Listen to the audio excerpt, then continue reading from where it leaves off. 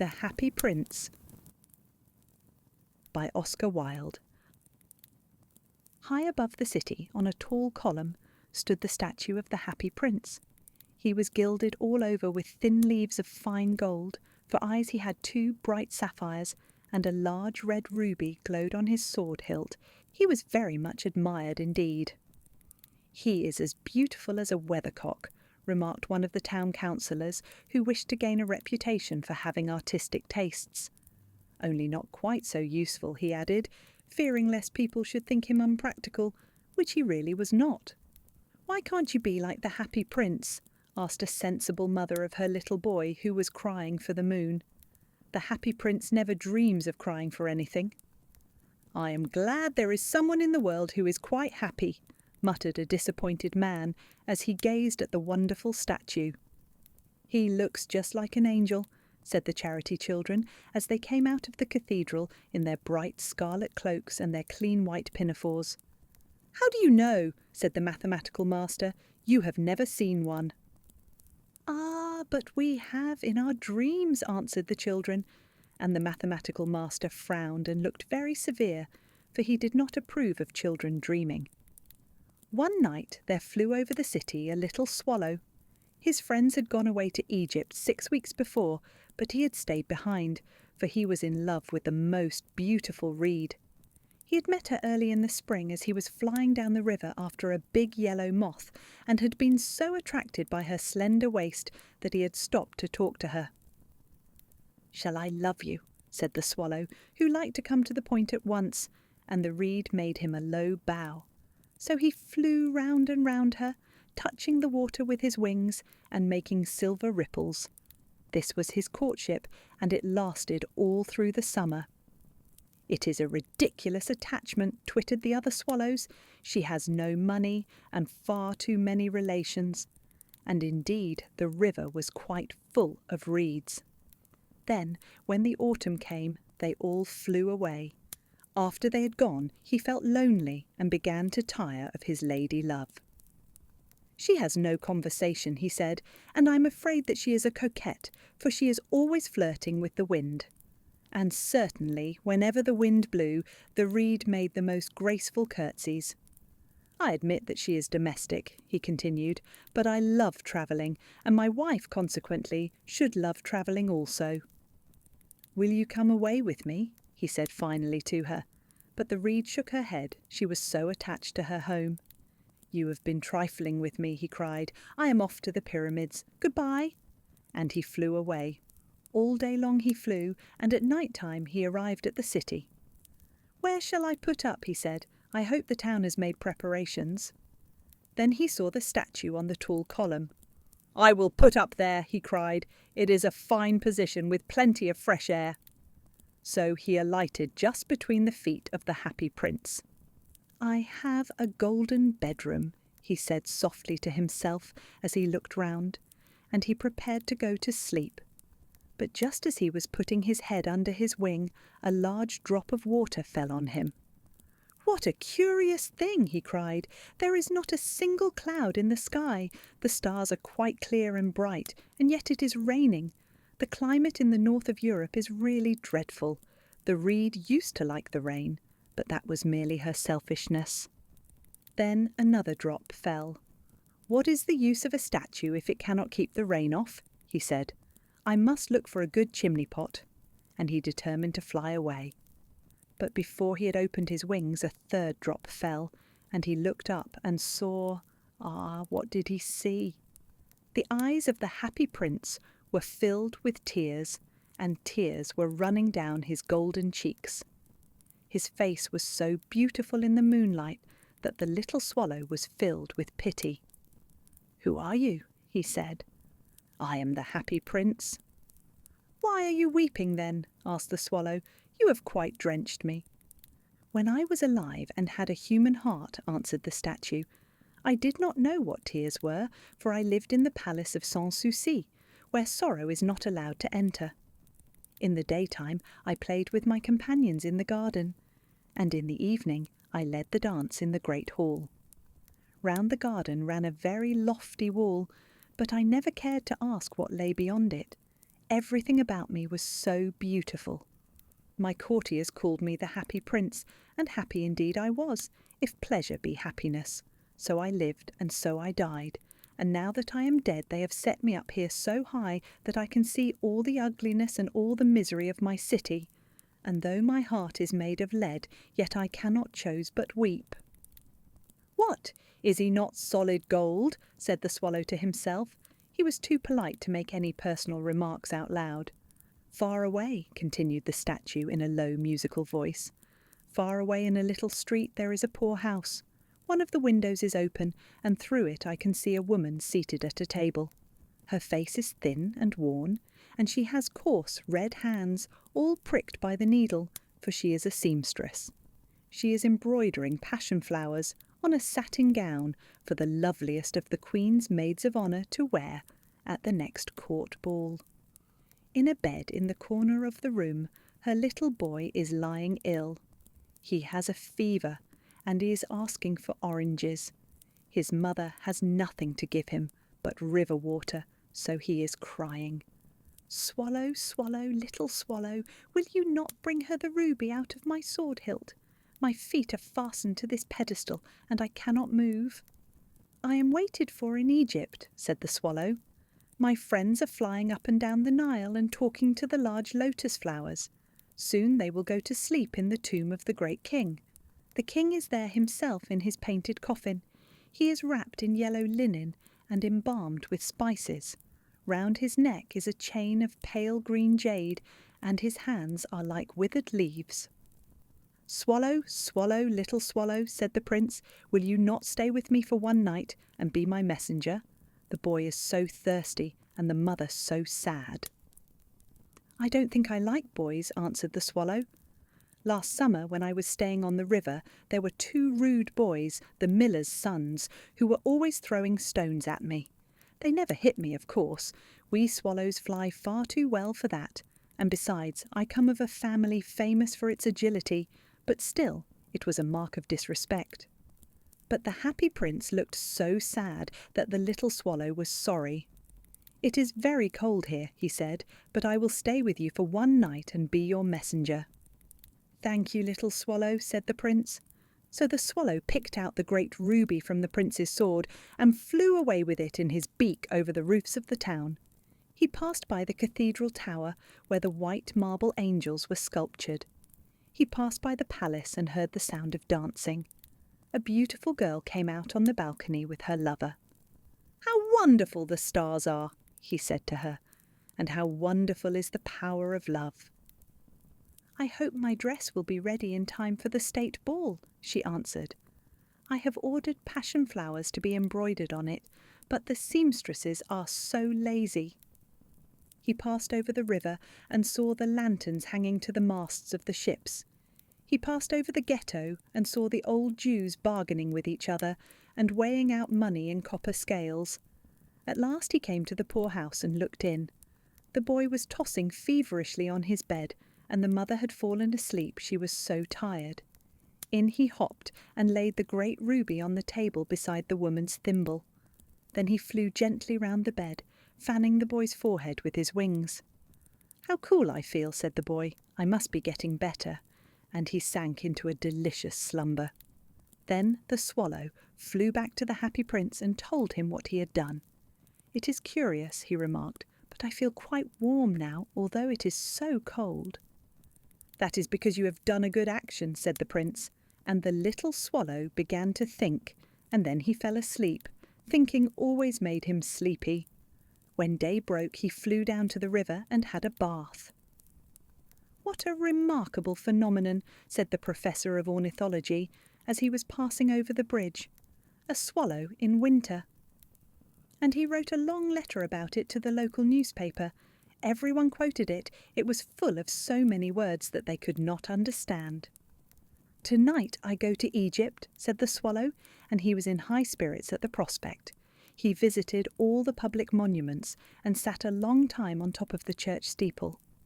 Wherever he went, the sparrows chirruped and said to each other, "What a distinguished stranger!" So he enjoyed himself very much.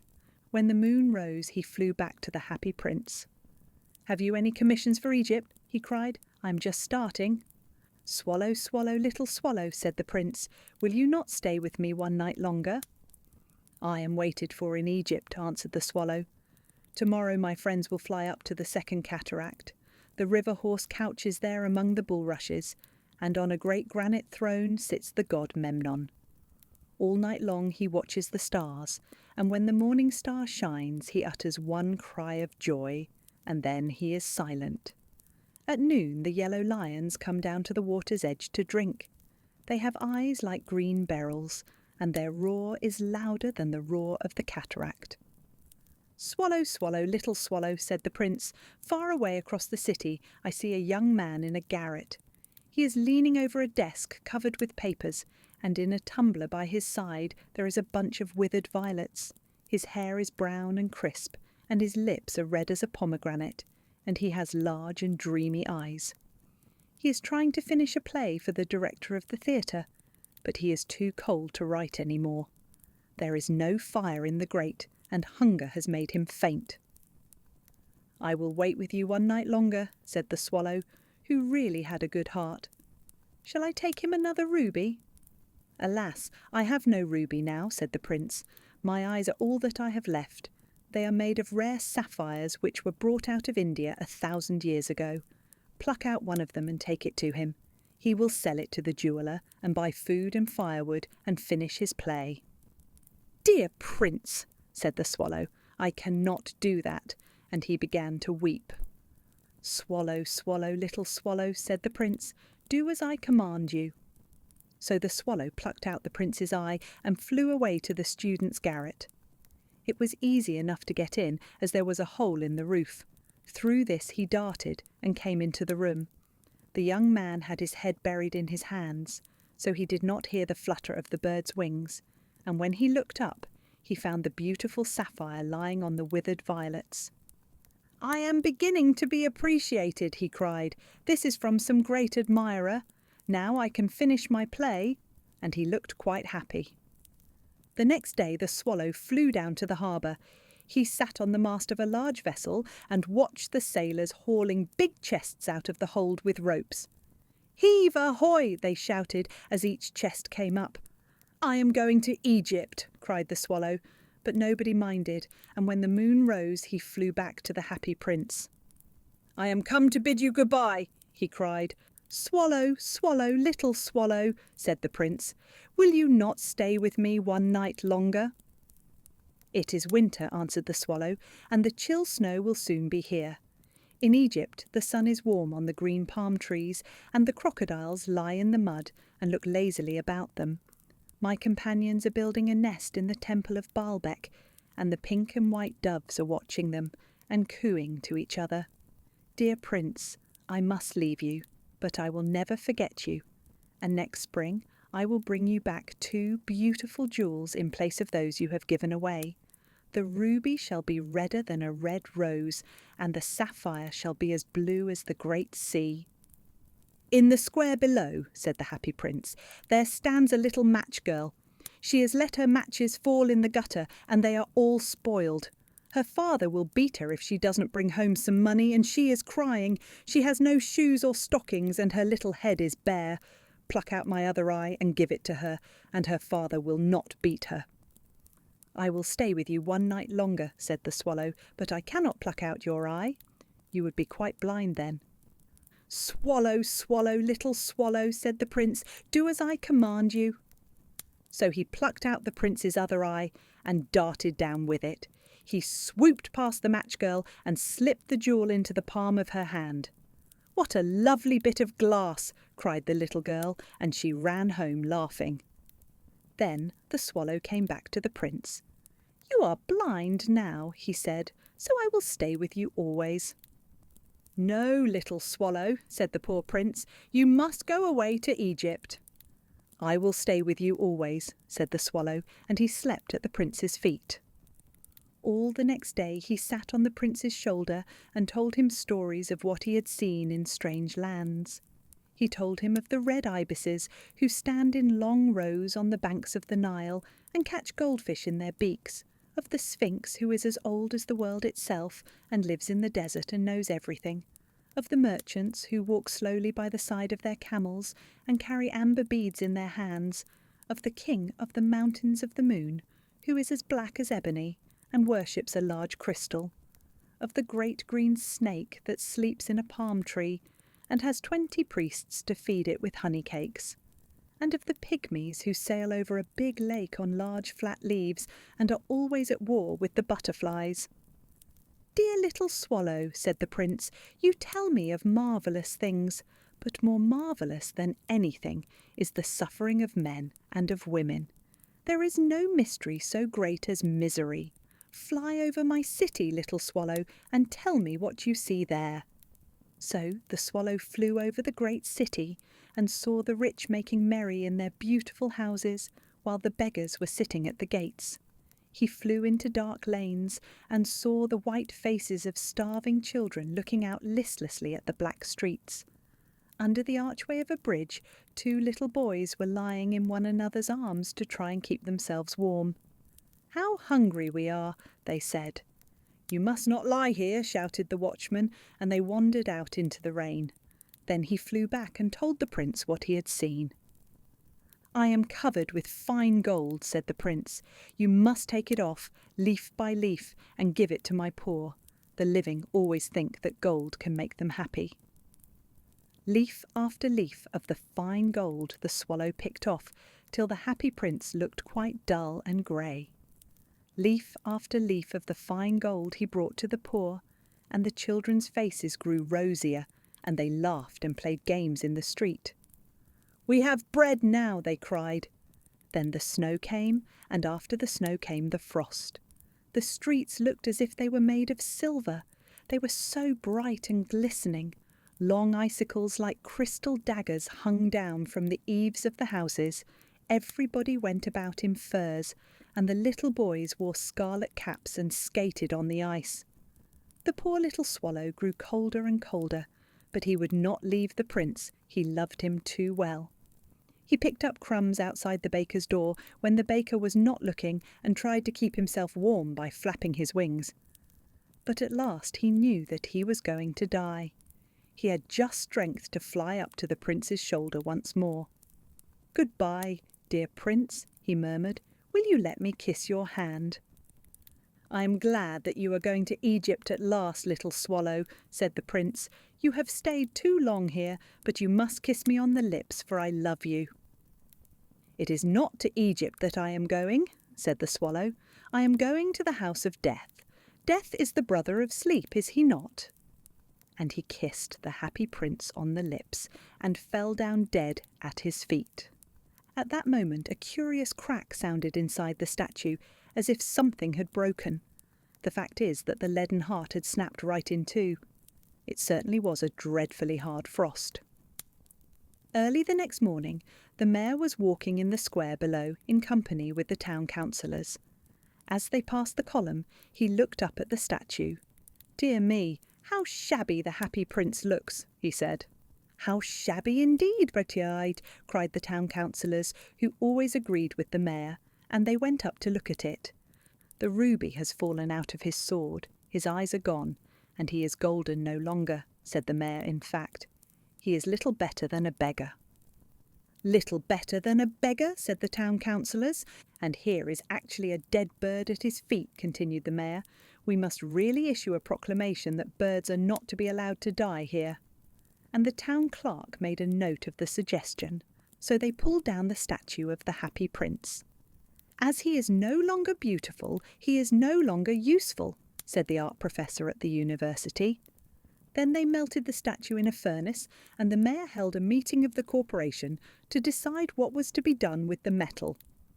"We must have another statue, of course," he said, "and it shall be a statue of myself."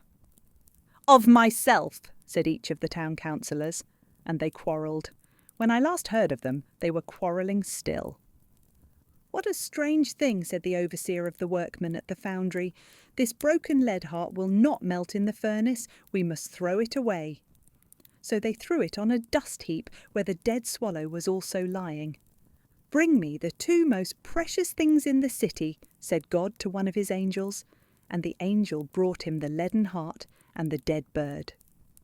"You have rightly chosen," said God, "for in my garden of paradise this little bird shall sing for evermore, and in my city of gold the happy prince shall praise me."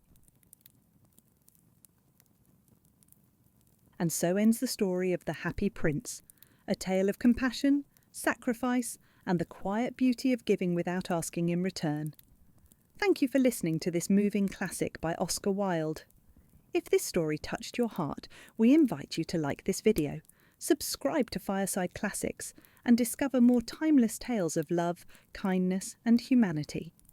For more gentle, thought-provoking stories like this, explore our Classic Short Stories playlist or listen to other Oscar Wilde works, including The Selfish Giant. What message from The Happy Prince resonates with you most? Let us know in the comments. Subscribe for more timeless storytelling.